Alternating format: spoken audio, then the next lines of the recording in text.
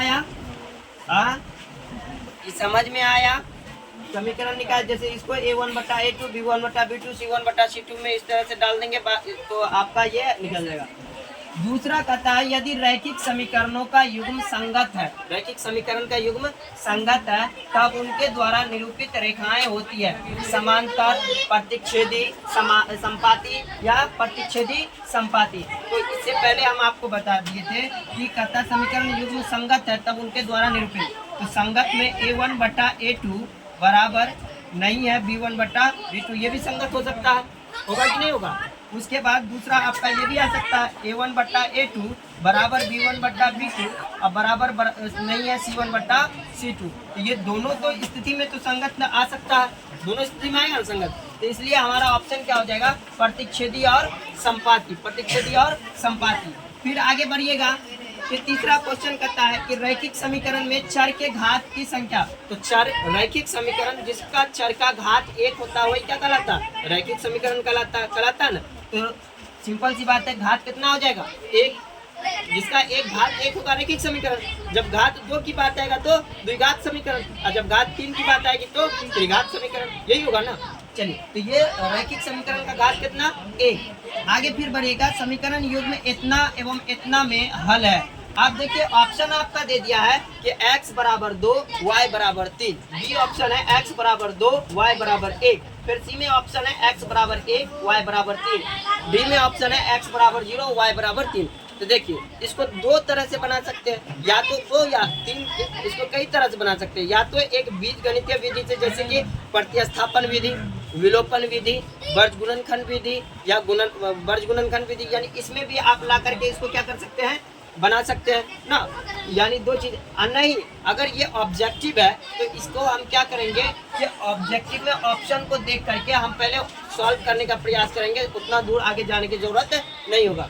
जैसे x बराबर 2 y बराबर 3, जितना समीकरण है जहाँ पर x है वहाँ पर x का मान 2 डालो और y का मान जो है 3 डालो। अगर y का मान डालने के बाद अगर 0 आ जाता है तो मतलब उसका वो हल है। शून्य अगर आ जाता है, शून्य का मतलब वही होता है, 0 आ जाएगा तो मतलब उसका हल है, अगर 0 नहीं आएगा तो उसका हल नहीं होगा। तो देखो इसको दो तरह से, पहला तो है 5x + 2y बराबर 16, समीकरण 1 बना दीजिए। 7x - 4y बराबर 2, समीकरण 2 हो जाएगा। समीकरण जो है इसमें विलोपन से कीजिएगा तो इसको 7 से इसको 5 से गुना कीजिएगा, करिएगा ना, तो 7 × 5 = 35x प्लस 7 गुना 14y बराबर 16 × 7 = 112, यही होगा ना।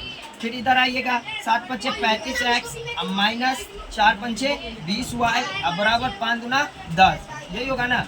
अब इसको जब घटाइएगा तो जो साइन है चेंज कर जाएगा, प्लस है तो माइनस, माइनस है तो प्लस, प्लस है तो माइनस, ये कट जाएगा, बचेगा क्या आपका 20 और 14 कितना होगा 34, तो 34y बराबर क्या हो जाएगा 112 में से 10 घटाइएगा तो कितना होगा 112 में से 10 घटे 102, 102। अब 34 का पारम क्या बार में 102 आएगा, तो 34 तिया 4 तिया 4 12 बाकी 10 0 102 आ रहा है, तो यानी कि ये तो कट जाएगा क्या बार में 3 बार में, तो y बराबर कितना आएगा 3। ऑप्शन में देखिए y बराबर 3 इसमें भी है और कहीं है, इसमें भी है, इसमें भी है, तीनों में तो है y बराबर 3। तो फिर आप समस्या पर गए, अब फिर आपको x निकालना पड़ेगा। जब x निकालने के लिए क्या कीजिए, समीकरण 1 में तो 5x + 2y बराबर 16। अब जो है 5x + 2 गुना y का मान जितना आया 3 डालिए, 3 बराबर 16, तो 5x + 3 गुना 6 बराबर 16, तो 5x बराबर 16, 6 को उधर ले जाइएगा तो माइनस में 6, तो 5x बराबर 16 में से 6 जाएगा तो 10, 5 गुना 10, x बराबर क्या आएगा 2। अब यहाँ पर आया y बराबर 3 x बराबर 2, तो x बराबर 2 y बराबर 3, ये आपका आंसर आएगा। तो इतना जो किए तब जाकर के आपका ये आंसर मिला, लेकिन ये ऑब्जेक्टिव है, क्या है ऑब्जेक्टिव। आपको जो है 1 मिनट में इसका आंसर देना होता है, 1 मिनट में देना होगा, तो हम क्यों ना करेंगे कि इसको नहीं करते हुए हम जो है जो समीकरण आपका दिया हुआ है, समीकरण यह है 5x + 2y बराबर 16, 7x - 4, जहाँ पर x का x है वहाँ पर डालिए 5 गुना x का मान डाल दीजिए 2, डाल दिए, ठीक है, प्लस 2 गुना y का मान जितना है वो डाल दिए, 3 दिया हुआ था 3 डाल दिए, बराबर क्या हो जाएगा 16, ठीक हो गया। आप देखो 5 दूना 10, आप प्लस 3 दूना 6 बराबर 16, तो 10 6 16 बराबर 16, कट जाएगा ना, मतलब ये हो गया। उसके बाद इसमें भी देखो 7x माइनस 4y बराबर 2, तो 7x का मान कितना 2 माइनस 4 y का मान कितना 3 बराबर 2, तो 7 दूना 14 माइनस 4 तिया 12 बराबर 2, 14 में 2 बराबर 2, तो ये भी 0 आ जाएगा। तो मतलब क्या कि इससे हमको ये पता चला कि भाई x का मान 2 और y का मान 3 डालने पर ये शून्य किसका आ जाएगा, मतलब ये इसका हल हो जाएगा। ठीक है, समझ में आया जी। तो ऑब्जेक्टिव बनाने के लिए आपको ये प्रयोग कीजिएगा, सब्जेक्टिव में चलेंगे वो लॉन्ग वाला। चलिए ये भी इस तरह से समझ में आया, समझे इसको।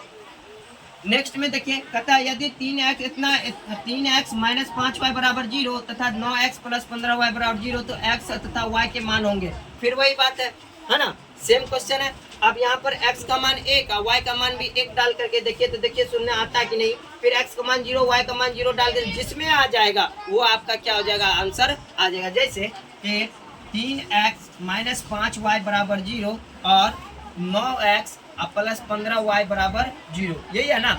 अब इसमें x का मान 1 डालिए, तो 3 गुना 1 माइनस 5 गुना y का मान भी 1 है, तो 1 बराबर 0, तो 3 एकम 3 माइनस 5 एकम 5 बराबर 0, तो 3 में से 5 जाएगा, तो 5 में से 3 उल्टा कटे माइनस 2 हो जाएगा, माइनस 2 बराबर 0, बराबर है नहीं है, तो ये इसका शून्य नहीं होगा। चलिए हम तो यहीं से कंफर्म हो गया कि नहीं होगा। दूसरा ऑप्शन देखते हैं, 0 0 डाल के देखते हैं, तो 3 गुना 0 और माइनस 5 गुना 0 बराबर 0, तो 0 और माइनस 0 बराबर 0, यही होगा ना। तो 0 माइनस 0 बराबर 0, तो 0 में 0 बराबर 0, ये तो आ रहा है ना। फिर यहाँ पर आप कीजिएगा y बराबर 0 डाल के, तो 9 गुना 0 प्लस 15 गुना 0 बराबर 0, तो 9 प्लस 0 बराबर 0, तो 0 को 0 से जोड़ेंगे 0 बराबर 0, ये भी आ रहा है। उसके बाद तीसरा चलेगा, ये इस तरह से हुआ। और यहाँ अगर सी में ऑप्शन है कि x बराबर 3 y बराबर 0, अगर x का मान 3 दे देते हैं 3 और y का मान 0, तो 3 तिया 9, 5 को 0 से गुना करें 0, ये भी तो बराबर नहीं आएगा। तो इसलिए आपका आंसर क्या आ जाएगा, x बराबर 0 और y बराबर 0। समझ में आ रहा है ना, ये 1 मिनट में आपका आंसर आ जाएगा इस तरह से। फिर अगला एक रैखिक समीकरण का घात होगा। रैखिक समीकरण का घात कितना होता है, 1। रैखिक समीकरण का घात कितना होता है, 1, तो यहाँ पर डायरेक्ट आंसर 1 आ जाएगा। समीकरण इतना में असंगत है क्या, अद्वितीय है कि अनेक हल होगा कि क्या होगा, तो इसको क्या लेके जाइएगा, a1 बटा a2, तो a1 कितना है 2 बटा a2 कितना होगा 4 बराबर b1 कितना 3 बटा b2 कितना 6, c1 कितना 5 बटा 9, तो 2 दूना 4 यानी कि 1 बटा 2, 3 दूना 6, 1 बटा 2 बराबर 5 बटा 9, तो ये दोनों तो बराबर, ये बराबर नहीं है, यही है ना। जब दो ये बराबर होगा, तीसरा बराबर नहीं होगा, तो ये किस में जाएगा, यानी कि असंगत होगा, अद्वितीय होगा, अनेक हल होगा, या कोई नहीं। तो यहाँ पे अद्वितीय तो होगा नहीं, तो अद्वितीय होने के लिए यहाँ बराबर नहीं होना चाहिए था ना। अनेक हल भी नहीं होगा, क्योंकि अनेक हल के लिए जो है पूरा बराबर होना चाहिए था, तो कोई नहीं है, यानी असंगत ही होगा। क्या होगा, असंगत में आ जाएगा। ठीक उसी तरह से k के किस मान के लिए समीकरण इतना तथा इतना संपाती होगा, तो k का मान निकालने के लिए कह रहा है, तो k का मान निकालने के लिए आपको क्या करना है, तो x प्लस 2y क्या है, x प्लस 2y बराबर 7 और 2x प्लस ky बराबर 14, यही है ना। तो k का मान निकालने के लिए उसी a1 बट्टा a2, b1 बट्टा b2, c1 बट्टा c2 पर लेके जाइएगा। तो a1 क्या हो जाएगा 1, तो 1 बट्टा क्या हो जाएगा 2 बराबर 2 बट्टा इसमें b2 का मान क्या है k डाल दीजिएगा, गुणात्मक गुना कर दीजिए k को 1 से, तो k बराबर 2 दूना 4, तो k का मान 4 आ जाएगा, ये आपका आंसर हो जाएगा। क्लियर है, चलिए धन्यवाद।